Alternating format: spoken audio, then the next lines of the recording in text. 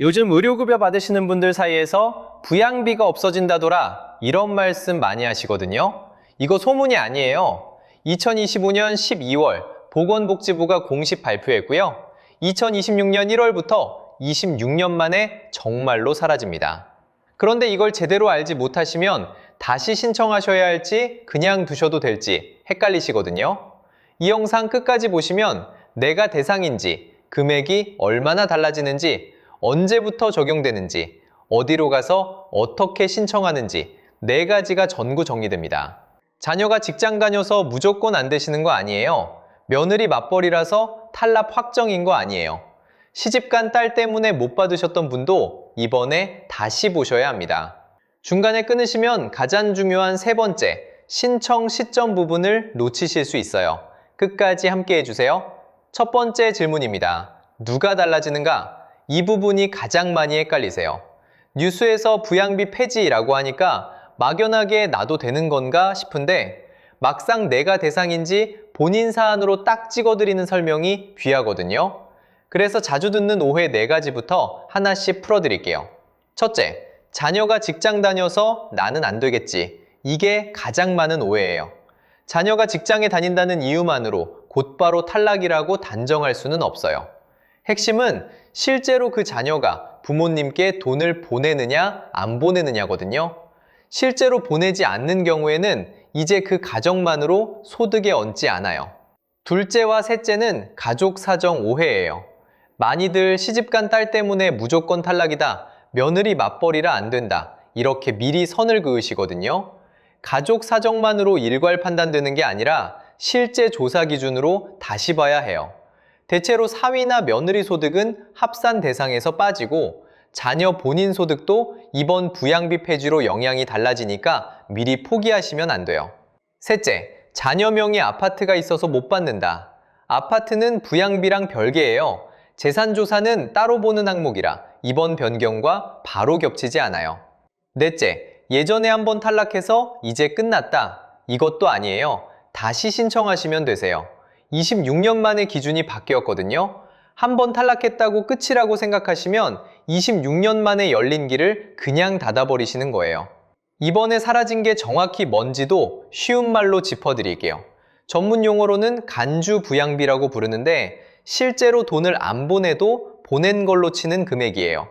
예를 들어 자녀 월 소득이 500만 원이라고 치면 그중 일부를 이 정도는 부모님께 보낼 거야 하고 정부가 가정해서 신청자 본인 소득에 더해 넣었던 거죠.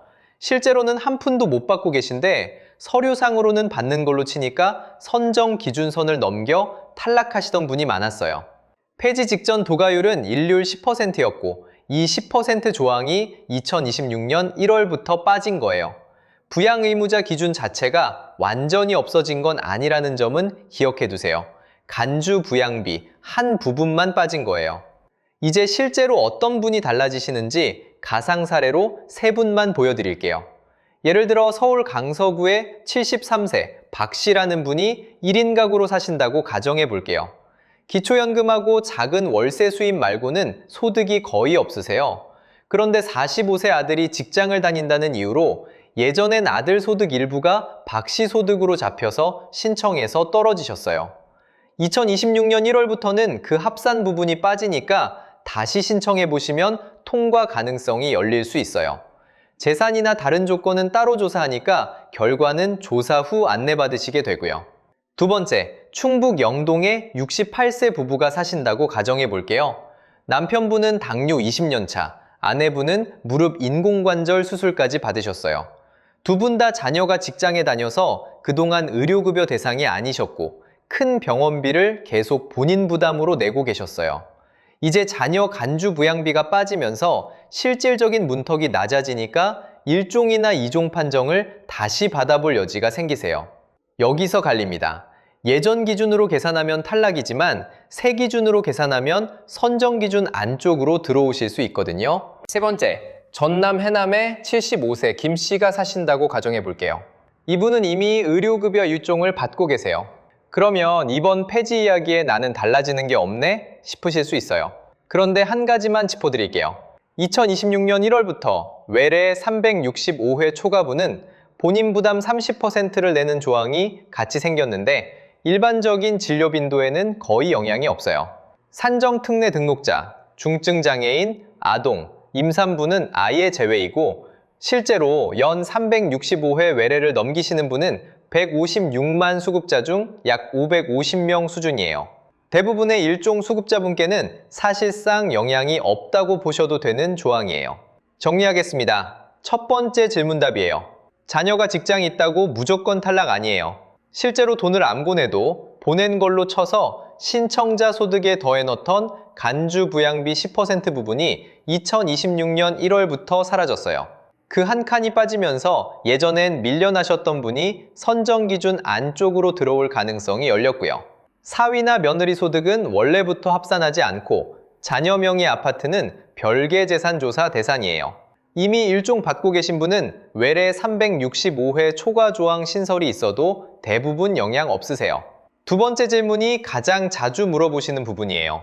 그래서 정확히 얼마가 달라지는지, 1종하고 2종 본인 부담금은 어떻게 되는지, 새로 수급자로 들어오실 수 있는 규모가 몇 분인지 다음 파트에서 하나씩 짚어드릴게요.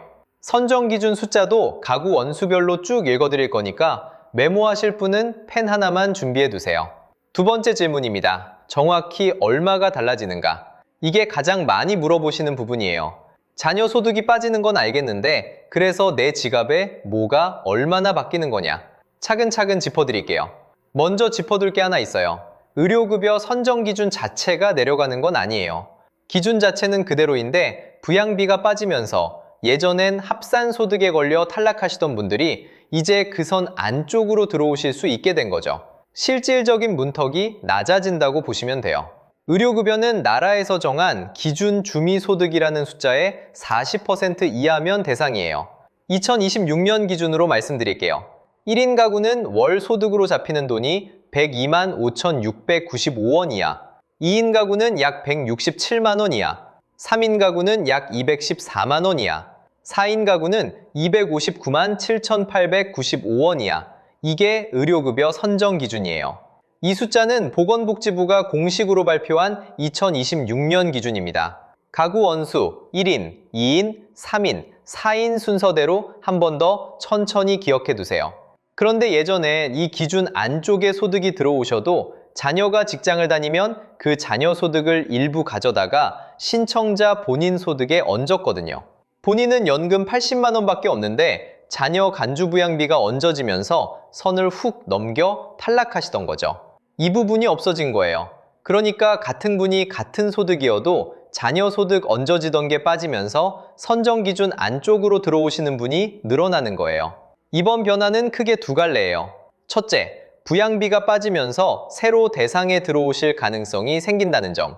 둘째, 실제로 수급자로 선정되시면 1종이냐 2종이냐에 따라 본인 부담이 얼마나 달라지는지. 두 번째가 실제 지갑에 직접 닿는 부분이니까 이어서 바로 짚어드릴게요. 통과만 되시면 본인 부담금이 얼마인가? 의료급여는 1종하고 2종으로 갈립니다. 이 차이가 커요. 1종은 근로능력이 없다고 보는 분들이에요.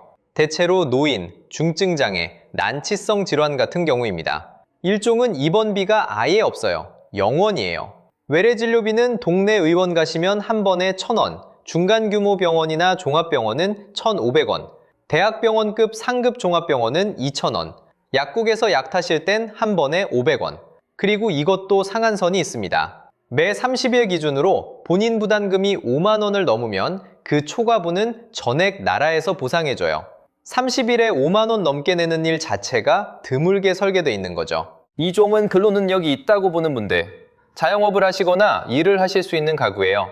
2종은 입원비가 10%입니다. 외래는 동네 의원은 1,000원으로 1종이랑 같고 그 위 병원과 종합병원과 상급 종합병원은 진료비의 15%, 약국은 500원, 본인 부담 상한은 연 80만 원, 요양병원에 240일 넘게 계시면 연 120만 원까지 올라가고요. 1종이든 2종이든 상한 넘는 순간 그 뒤로는 나라가 받아준다. 이렇게 기억하시면 돼요. 그럼 실제로 한 달 의료비가 얼마나 달라지는지 가상의 인물로 한번 대입해 볼게요. 경기 안성에 사시는 70세 김어머니 사례로 가정해 보겠습니다. 작년까지는 자녀 간주 부양비에 걸려서 의료급여 탈락. 고혈압약, 당뇨약 타시느라 의원 진료비에 약값 합쳐서 매달 15만 원 정도 쓰셨다고 해요. 2026년에 다시 신청해서 선정 기준 안쪽으로 들어오시고 일종 판정이 난다면 의원 한 번 1,000원, 약국 500원, 한 번 병원 가실 때 1,500원 수준이에요. 꾸준히 다니셔도 한 달 10,000원 안쪽으로 줄어들 가능성이 열리는 거예요. 단 이건 선정 기준 안쪽에 들어오시는 분에 한해서 조사 결과에 따라 달라지실 수 있다는 점 꼭 기억해 두세요.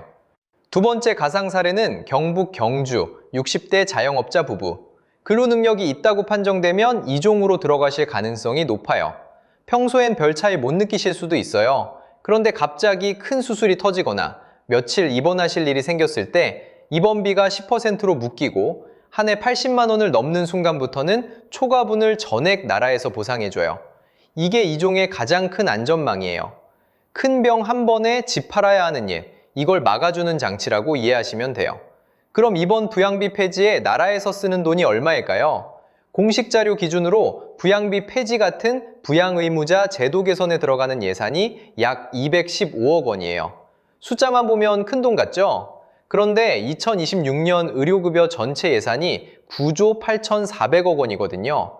작년보다 1조 1,518억 원, 13.3% 늘어난 역대 최대 규모예요. 이 9조 8,400억 원 안에서 215억 원이면 비율로는 약 0.22% 수준이에요. 막대한 돈을 새로 쓰는 게 아니라 오랫동안 불합리하게 남아있던 기준 한 줄 뺀 것만으로 새로 혜택 보실 수 있는 길이 열리는 거예요. 이 부분 꼭 기억해 두세요. 정리하겠습니다. 두 번째 질문의 답. 선정되시면 1종은 한 달 의료비가 10,000원 안쪽으로 묶일 가능성이 열리고요. 2종은 큰 병원비가 상한선 안에 잡힙니다. 부양비가 빠진 만큼 새로 대상에 들어오실 수 있는 분이 늘어날 수 있다는 점 기억해 두세요. 자, 가장 중요한 세 번째 질문이 다음입니다. 언제부터냐? 그리고 옛날에 자녀 소득 때문에 탈락하셨던 분이 자동으로 다시 들어오는 건지. 여기서 답이 갈립니다. 세 번째 질문입니다. 언제부터 적용되는가? 답부터 말씀드리면 2026년 1월 시행이에요.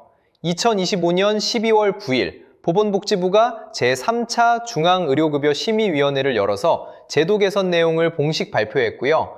2026년 1월부터 적용된다고 밝혔어요. 이게 왜 큰일이냐면 이 간주부양비라는 제도가 2000년 국민기초생활보장제가 시작될 때부터 있던 거거든요. 26년을 버텨온 기준이 올해 1월에 사라진 거예요. 갑자기 된 게 아니라 2021년에 생계급여 쪽에서 부양의무자 기준이 먼저 풀렸고 2022년에 의료급여 일부가 완화됐고 이번에 간주부양비까지 넘어온 큰 흐름의 한 단계예요. 그런데 여기서 갈립니다. 제일 헷갈리시는 부분이 이거예요. 옛날에 자녀 소득 때문에 탈락하셨던 분, 2026년 1월 되면 자동으로 다시 들어올까요? 안 들어옵니다. 자동 전환이 아니에요. 반드시 다시 신청하셔서 새 기준으로 소득하고 재산 조사를 다시 받으셔야 해요. 언제 가야 하느냐 하시면 연중 상시 신청 가능하시고요. 2026년 1월부터는 새 기준이 적용되니까 달력 넘기시고 가시면 돼요. 다만 결과가 며칠 안에 나온다, 이런 약속은 드릴 수 없어요. 조사 끝나고 주민센터에서 안내해드리는 대로 받으시면 돼요. 이해를 도와드리려고 가상의 사례 하나만 말씀드릴게요. 강원 춘천에 67세 정씨라는 분이 계시다고 쳐요. 이분이 2018년에 자녀 간주부양비 때문에 한 번 탈락하셨어요. 그 뒤로는 어차피 또 떨어지겠지 하고 신청을 아예 안 하셨어요. 이런 분이 2026년 1월 5일에 주민센터를 다시 찾아가시면 새 기준으로 소득하고 재산을 다시 보거든요. 결과는 조사 끝나고 안내받으시면 돼요. 한 가지 균형 있게 짚어드릴 부분이 있어요. 이번에 없어진 건 간주부양비 한 부분이에요. 부양의무자 기준 자체는 아직 남아있어요. 그러니까 자녀분이 정말로 소득이나 재산이 넉넉하셔서 부양 능력 있다고 판정되시면 그 부분은 여전히 영향이 있어요. 그래도 방향은 풀리는 쪽이에요. 보건복지부가 2026년 상반기 중에 부양의무자 기준 단계적 완화 로드맵을 마련한다고 밝혔거든요. 한 번에 다 풀린 건 아니지만 차근차근 풀려가는 흐름이에요. 하나만 더 짧게 말씀드릴게요. 2026년 1월부터 외래 365회 초과분에 본인 부담 30%가 생겨요. 이 부분 걱정하시는 분 계신데 대부분 영향 없으세요. 수급자 156만 분 중에 해당되시는 건 약 550명, 전체의 0.03%예요. 산정특례 받으시는 분, 중증장애인, 아동, 임산부는 아예 제외예요. 약 처방이라고 입원일은 365회에 안 들어가고 실제 외래 진료만 세요. 일반적인 진료 빈도로는 닿기가 쉽지 않은 숫자예요. 정리하겠습니다. 세 번째 답은 2026년 1월 시행. 옛날에 탈락하셨던 분은 자동 아니라 다시 신청. 외래 365회 초과 본인 부담 30%는 대부분 거의 영향 없으셔도 돼요. 이제 마지막 네 번째 질문만 남았어요. 어디로 가서 어떻게 신청하느냐? 주민센터 가셔서 그대로 따라 말씀하실 한 문장까지 다음 파트에서 손에 쥐어드릴게요. 네 번째 질문입니다. 어디 가서 어떻게 신청하는가? 이 부분이 사실 제일 중요해요. 아무리 기준이 바뀌어도 신청을 안 하면 달라지는 게 없거든요. 신청 창구는 두 곳으로 기억하시면 됩니다. 첫 번째는 주소지 관할 읍면동 주민센터, 요즘은 행정복지센터라고도 부르는 그곳이에요. 의료급여는 대면 신청이 원칙이라 여기가 본 창구예요. 두 번째는 복지로 누리집, 주소가 복지로 누리집이에요. 여기 들어가시면 모의 계산을 먼저 해보실 수 있어요. 내가 선정 기준 안에 들어가는지 감을 잡고 주민센터로 가시면 훨씬 수월해요. 이 부분 꼭 기억해 두세요. 전화 문의번호 3개 메모하시면 됩니다. 의료급여나 복지 전반은 보건복지상담센터 129. 한 번 더 말씀드릴게요. 129, 129예요. 건강보험 자격 관련은 국민건강보험공단 1577-1000. 그래도 헷갈리시면 정부종합안내 110. 한 번이면 담당 부서로 연결해 줍니다. 가져가실 서류는 간단해요. 신분증하고 가족관계증명서, 소득이나 재산 관련 서류 정도예요. 정확한 목록은 주민센터에서 안내해 주시니까 안내 주시는 대로 준비하시면 돼요. 괜히 처음부터 다 들고 가시려고 힘 빼지 않으셔도 됩니다. 자, 이제 주민센터 가셔서 그대로 따라 하실 한 문장 드릴게요. 다시 한번 말씀드리면 이 한 문장이에요. 의료급여 부양비 폐지로 다시 신청하러 왔습니다. 상담 부탁드립니다. 이렇게만 말씀하시면 담당자 자리로 바로 연결해드려요. 설명 길게 하실 필요 없어요. 미니 케이스 하나 더 들려드릴게요. 경기 수원에서 직장 다니는 52세 박 씨가 있다고 해볼게요.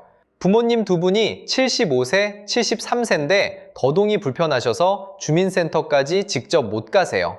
이럴 땐 자녀가 대리로 도와드릴 수 있는 경우가 있는데 대리 신청 가능 여부하고 필요한 서류는 지자체별로 차이가 있을 수 있거든요. 방문 전에 129나 주소지 주민센터에 먼저 전화해서 확인하시는 게 가장 안전해요. 그리고 나중에 방문 조사가 잡히면 그때는 부모님 댁에 조사관이 직접 오시니까 부모님 계실 시간으로 일정을 잡으셔야 돼요. 주의사항 5가지 짧게 정리할게요. 첫째, 기본 신청 창구는 주민등록상 주소지 관할 주민센터예요. 다만 실제 거주지가 주민등록 주소지랑 다른 경우에는 실제 거주지 주민센터에서도 신청 가능한 경우가 있으니까 가시기 전에 129로 한번 확인해 보시는 게 안전해요. 둘째, 구비 서류는 지자체마다 조금씩 다를 수 있으니까 방문 전에 주민센터나 129로 미리 확인하시는 게 안전해요. 셋째, 결과는 조사 후에 안내받으시는 거예요. 며칠 안에 된다 이런 말 하는 곳 있으면 믿지 마세요. 공식 안내는 주민센터에서 나옵니다. 넷째, 수수료는 한 푼도 없어요. 의료급여 신청에 돈 달라는 곳은 전부 가짜예요. 다섯째, 전화나 문자로 의료급여 대신 신청해드린다면서 주민등록번호나 계좌번호 물어보면 100% 사기거든요. 의심 가시면 바로 112 아니면 1332로 신고하시면 돼요. 정리하겠습니다. 네 번째 답이에요. 주소지 주민센터 아니면 복지로 누리집. 한 문장은 의료급여 부양비 폐지로 다시 신청하러 왔습니다. 수수료 한 푼도 없고요. 사기 전화만 조심하시면 됩니다.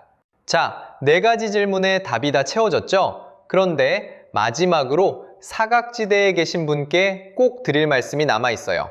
이 부분까지 들으셔야 오늘 영상이 온전히 정리됩니다. 자, 이제 마무리 전에 꼭 짚고 가야 할 부분이 있어요. 이 영상 보시면서 나는 해당 안 되는 것 같은데 싶으신 분이 분명히 계실 거예요. 그분들 그냥 돌려보내드리면 안 되거든요. 세 가지 경우로 나눠서 하나씩 짚어드릴게요. 먼저 이미 의료급여 받고 계신 분, 이번 부양비 폐지는 직접 수혜가 아니지만 걱정하실 부분도 거의 없어요. 2026년 1월부터 동시에 시행되는 외래 365회 초과 본인 부담 30% 신설은 일반적인 외래 이용 빈도엔 거의 영향이 없습니다. 156만 수급자 중 약 550분, 상위 0.03% 정도만 해당되거든요. 본인 부담 상한도 그대로예요. 1종은 매 30일 5만원 초과분 전액 보상, 2종은 연 80만원 초과분 전액 보상, 이 구조 그대로 유지됩니다. 큰 의료비 들 때 이 상한제 꼭 활용하시고요. 두 번째는 부양의무자 기준 자체에 걸려서 안 될 것 같다고 생각하시는 분. 이번에 폐지된 건 간주 부양비 한 부분이고 부양의무자 기준 자체는 아직 남아있어요. 그런데 2026년 상반기 중 보건복지부가 부양의무자 기준을 단계적으로 완화하는 로드맵을 마련할 예정입니다. 한 번 더 문이 열릴 수 있어요. 그리고 그 사이에도 차선책이 있어요. 차상위 의료급여, 본인 부담 상한제, 재난적 의료비 지원, 시군 자체 의료비 지원, 이 부분 꼭 기억해 두세요. 보건복지상담센터 129 한 통이면 본인 상황에 맞는 차선책을 다 안내받으실 수 있습니다. 세 번째는 65세 넘으셨는데 자녀 사정 때문에 안 된다고 미리 포기하고 계셨던 분. 이번 폐지의 가장 직접 수혜층이 바로 이 경우예요. 다시 한번 신청해 보세요. 다만 지난 파트에서 말씀드린 대로 자동 전환은 아니니까 꼭 직접 다시 신청하셔야 한다는 점만 잊지 마시고요. 자, 이제 전체 요약, 4가지 질문 한 줄씩 다시 정리해 드릴게요. 누가? 자녀 소득 때문에 탈락하셨던 분, 자녀 직장 때문에 아예 신청도 못 하셨던 분 다시 보세요. 얼마? 선정되시면 1종은 외래 한 번에 1,000원에서 2,000원에 약국 500원, 2종은 큰 병원비도 상한선 안에서 보장, 부양비가 빠지는 만큼 새로 대상에 들어오실 수 있는 분이 늘어날 수 있습니다. 언제? 2026년 1월 시행. 다시 말씀드리면 자동 전환 아니니까 다시 신청 필수. 어디와 어떻게? 주소지 주민센터 또는 복지로 누리집. 주민센터 가셔서 의료급여 부양비 폐지로 다시 신청하러 왔습니다. 이 한 문장이면 됩니다. 이제 지금 당장 하실 일 3가지로 좁혀드릴게요. 첫째, 오늘 저녁에 보건복지상담센터 129로 전화하세요. 본인 상황 간단히 말씀하시고 의료급여 다시 신청 가능한지 물어보시면 됩니다. 둘째, 이번 주 안에 주소지 주민센터 방문하시거나 복지로 누리집, 복지로 누리집에서 모의 계산 한번 돌려보세요. 셋째, 한 달 안에 소득과 재산조사 일정을 잡으시고 결과 안내받아서 다음 단계 판단하시면 됩니다. 이 영상 끝까지 보셨다면 정말 고생 많으셨습니다. 건강 잘 챙기시고 따뜻한 하루 보내세요. 주변에 도움이 되실 분께 이 영상 꼭 알려주세요. 댓글에 본인 상황이나 어려운 부분 남겨주시면 다음 영상에서 하나하나 답해드리겠습니다.